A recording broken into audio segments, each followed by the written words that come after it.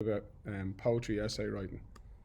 There's a couple of things that we need to be aware of when we're looking at poetry essays. First of all, the questions will always require you to talk about what the poet says and then to comment on the poet's style of writing or how the poet writes. Okay, so in this particular question, which I have made up based on the model of questions that have been asked in past exams, here we are looking at Mahon, and it explores challenging and thought-provoking thematic concerns in a style that is both accessible and skillful.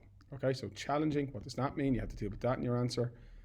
Thought-provoking, you can't just pay lip service to that. You have to explain why you find that thought-provoking. You have to show an understanding of what the phrase thought-provoking means. And then you have those two words in style: accessible, we know what that means, easy to read, and skillful. You're going to talk about some aspect of his work in every paragraph or in every piece of analysis that you're doing, because it doesn't have to be in the paragraph, it can be in a pair of paragraphs. You're going to have to deal with that. So that's what examiners are expecting. So yeah, you're meant to know the stuff, but you're meant to be able to use the material that you understand to write critical analysis responses. And if you merely summarize and then say, oh, and this is challenging, and then do a little bit more summary and say, and this is skillful and accessible, well, then you're not going to score well. So you'll find when you get feedback from teachers, often you'll see written down of lacking depth, lacking development, answer needs greater substance.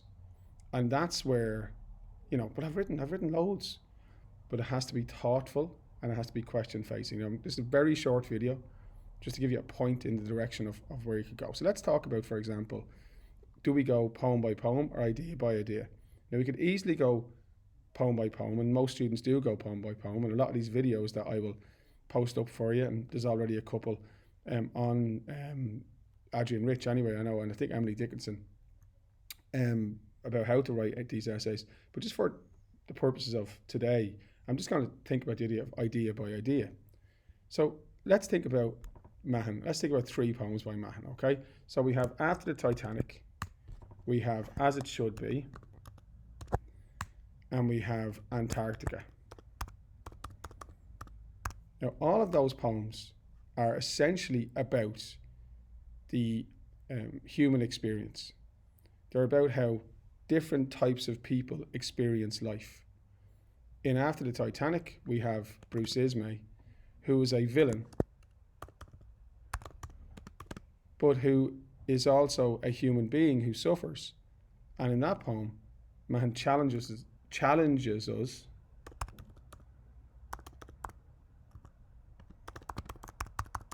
the reader to think about Ismay's, or the villain's, humanity.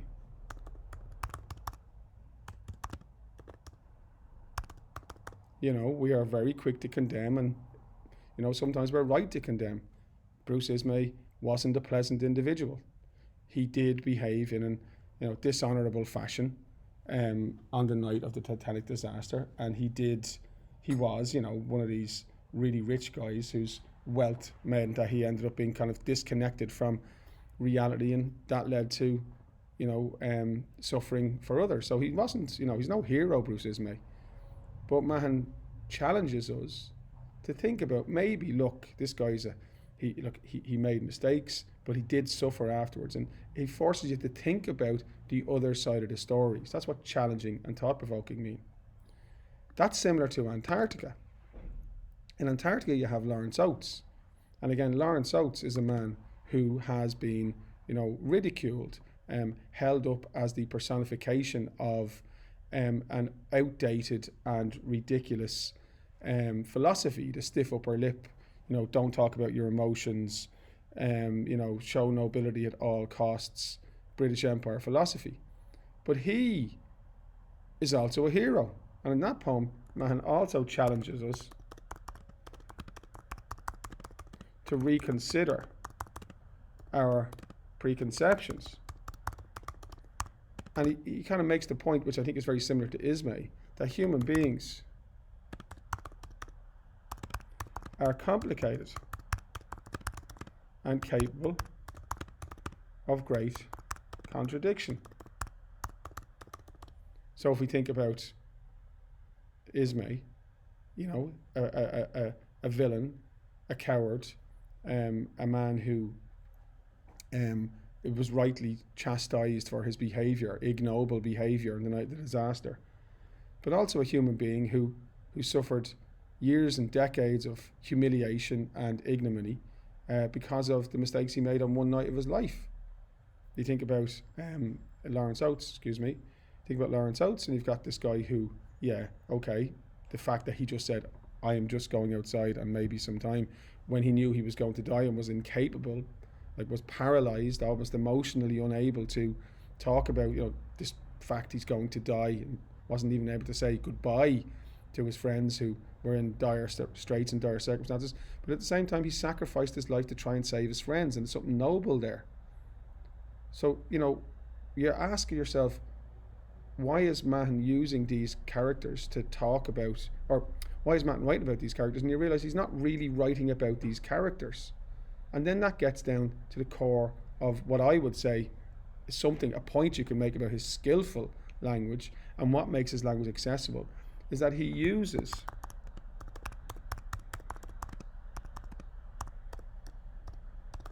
as symbols, sorry, excuse my typing, he uses characters as symbols, as ciphers, through which he can explore his themes. You know, a cipher is like a code, almost like a metaphor. And what makes his work accessible is the fact that he employs a narrative style. So in other words, storytelling, presenting us with these concrete characters, you know, real life people. And yet those real life people are used by him in the context of the poem to explore something far beyond their particular circumstances. They are used by him to explore these, you know, quite profound and deep and meaningful themes about human nature. And when you think about As It Should Be, where he's created this composite character, remember I told you composite means the speaker in As It Should Be isn't a real person. The speaker in As It Should Be is a fictional character that Mahon has created, but he's based on, you know, real people, fanatic people who are, you know, convinced that they're right and everybody else is wrong, and that justifies their use of violence and their willingness to take human life. But the composite character in As It Should Be, of the fanatic, he is also a symbol, and he's a symbol of human intolerance, the extent to which people can become so blinded by their bigotry that they can become monstrous.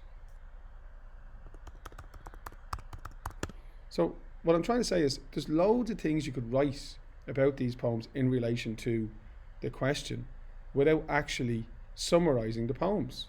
Now I'm going to do a little paragraph now, and you know, you probably have stopped watching already, so it doesn't really matter. But I'm going to do a little paragraph now in which I just kind of try to tease out some of these points. And remember, when you're writing answers to questions, it's really quite important that you know, your work is structured and organised. And one of the things students tend to do is they try to fit in too much information in one paragraph. So think about your writing sometimes like a newspaper column, where you have, you know, in newspaper columns, a writer often develops their point across 3 or 4 or 5 sub-paragraphs, because the science, the research has been done, and readers don't like to read lots of text in one paragraph. They like to look at a page and see shorter paragraphs. It makes it look like it's going to be easier to read. So play the game and learn from the masters, okay? So anyway, I'll do a little bit of writing now and see, okay?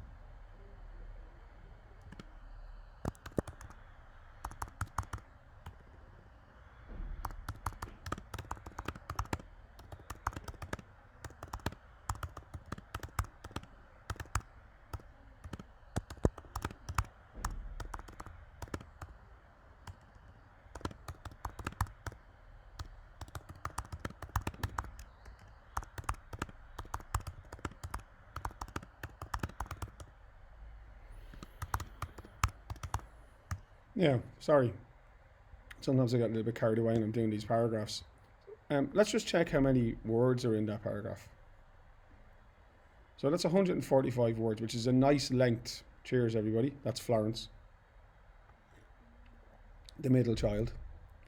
So what I'm trying to do here is show, I'm trying to kind of, and by the way, I had a conversation with a student in the class last week who I improvised something, and the student, questioned, a number of elements of what I was doing, not in a negative way, in a really good way. You have to be thinking. And as I said, when you're writing, no writer who ever takes any pride in their work is ever really happy with the final outcome. But when you're writing, you have to just try and be as clear as you possibly can. And in the leave insert, you have to really try to have discipline. So you saw how, as I was writing there, now I know you're going to say I had help from, the word tools by, the words that I misspelled, were underlined in red. But I'm constantly rereading as I write, trying to make sure I'm cleaning as I go, not leaving loads of mistakes. And here I'm trying to talk about the style of writing and why it's accessible and why he does that skillful. And you will always be able to puncture holes in a student's work or in any work. You'll always get the hurler on the ditch who look at a piece of work and go, well, no, that's not quite where I want it to be in terms of teachers' criticism. And criticism is, that word has always taken on a negative thing, but criticism doesn't necessarily mean negative. It means feedback. And, I've always grown from the bad days in work. I've always grown from being asked questions I wasn't able to answer. And if you're willing to take on the fact that you're not perfect and you're willing to try and, listen and learn from the advice or the feedback that you're given, that's going to really help you as a writer. Anyway, look, I'm over time already. So look, what I'm trying to do is answer this question while showing knowledge of the material. Mahon's narrative style is certainly one of the reasons why his work is so accessible. So there's my topic sentence, okay? Very clear topic sentence. And I'm on the narrative style, and I'm on the word accessible because that word is in the question. Now I'm going to take the idea by idea approach rather than the poem by poem approach. So I'm talking about 3 poems in this paragraph. I'm not summarising one poem. Now again, there's nothing wrong with going poem by poem, but students tend to sometimes summarise the poem instead of getting to the point. Poems like Antarctica, as it should be, and After the Titanic feature believable characters, that's part of a narrative style, and vivid scenarios, that means scenes which are powerfully conveyed. Bruce Ismay, I don't explain who Bruce Ismay is. I don't need to explain who he is. The examiner knows who Bruce Ismay is. That's what, remember I talked before about not paraphrasing or summarising, paraphrasing, sorry. You don't need to tell the story.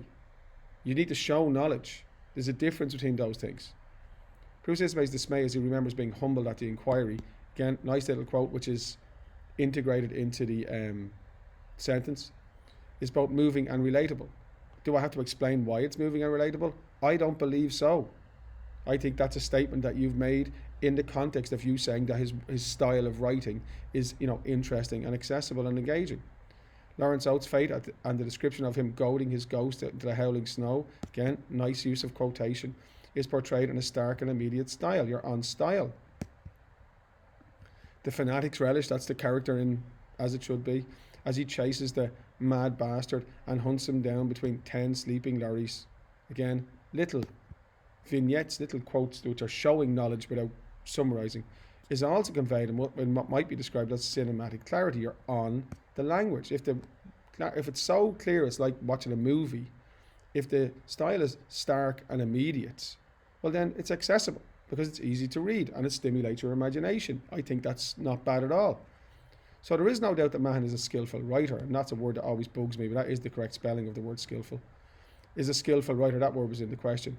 Able to use techniques like alliteration, sibilance and onomatopoeia. I don't have to explain what those techniques are, an examiner knows what they are, to evoke the scenes he describes. However, there is more to his skill than that. His mastery over symbolism is what really makes his work memorable. Now, the reason I decided to stop there is because that's a natural place to move to the next paragraph. And the next paragraph then, I go in and I talk about what does Bruce Ismay symbolise? Like, what do the tide leaving, the hats and the broken toys at his door, what does that symbolise? Then what does Lawrence Oates symbolise? What is it about Lawrence Oates and the depiction of him that is thought-provoking, that challenges challenges us to think. What is it about that image of the solitary enzyme, that metaphor, that symbol, that is so powerful? In As It Should Be, when he says, let us hear no talk of the moon in the yellow river, no idle talk, very important to say idle. What does that symbolize? And what indeed does the speaker in that poem, who says, this is as it should be, who thinks he knows the answers to everything, what does he symbolize? And what he symbolizes is at the core, what you believe he symbolizes is at the core of the next section of the essay. And you could write a couple of paragraphs on the use of symbolism across those 3 poems, and you're already up around 400 or 500 words. That's half an essay.